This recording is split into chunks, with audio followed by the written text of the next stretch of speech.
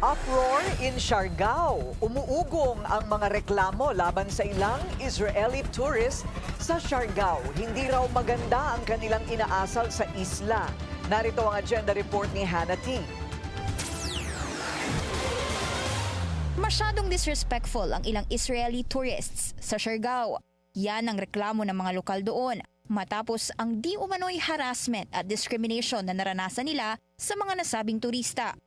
Ang ilang miyembro ng LGBTQ+ community nakaranas pa raw ng verbal harassment na umabot pa sa aggressive action gaya ng pamamato sa mga trans women doon. Sa ngayoy deleted ng Facebook post, sinabi ng isang concerned citizen na grabe ang harassment na dinanas nila at imbis na mag-sorry ang mga Israeli, lalo pa raw nito pinalala ang sitwasyon. Maging business owners, nagreklamo rin daw sa mistreatment nila sa mga staff na anyay balakid sa kanilang operations. Nagbibigay kasi ng false negative reviews ang mga nasabing turista online kapag kinakausap daw sila. Para sa isa pang netizen, economic sabotage na ito at abuso ng Israeli tourists. Sinubukan ng Bilyonaryo News Channel kumuha ng pahayag mula sa Israeli Embassy pero hindi raw muna sila magbibigay ng panig. Una na ring nagbigay ng pahayag ang isa pang lokal sa Siargao na si Maria Tokong. Sa tinagal daw ng panahon niya sa lugar, alam niya na ang samut-saring pinagdaanan nito. Una nang nakilala ang Siargao sa pagbangon nito mula sa bagyong Odette noong 2021 at umani ng attraction mula sa international tourists.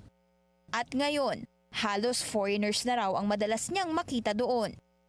Almost half of the people there hindi na raw mga lokal. Bagamat maayos daw ang ugali ng iilan, ang iba naman they don't align with the soul of the island.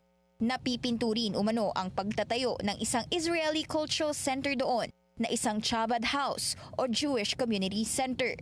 Paliwanag ng Pinay, hindi nila kinamumuhian ng sinuman. Pero kapansin-pansin na raw ang cultural insensitivity at nakawitness na rin sila ng growing Israeli travelers na mula sa military service. Hindi naman daw empty land ang Siargao at tahanan ito ng ilang mga Pilipinong nananawagan lang ng respeto. Sa ngayon, hinihintay pa ng BNC ang official statement ng Siargao LGU at Israeli Embassy tungkol dito. Para sa agenda, Hannah T, Bilyonaryo News Channel.